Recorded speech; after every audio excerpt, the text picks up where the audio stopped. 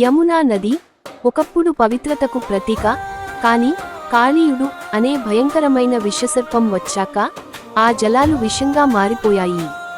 ప్రజలు భయంతో వణికిపోయారు. పశువులు నీటిని తాగలేక అలమటించాయి. ఆ నది దగ్గరకు వెళ్లడమే ప్రమాదమైంది. అప్పుడు గోకులాన్ని రక్షించేందుకు బాలకృష్ణుడు ముందుకు వచ్చాడు.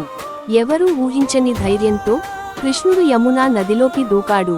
నీటిలో ఉగ్రరూపంతో ఎగసిపడ్డ కాళీయుడు తన 100 పడగలతో కృష్ణుడిపై దాడి చేశాడు. కాని చిన్న బాలుడిలా కనిపించిన కృష్ణుడు సాక్షాత్ దైవశక్తిగా మారాడు.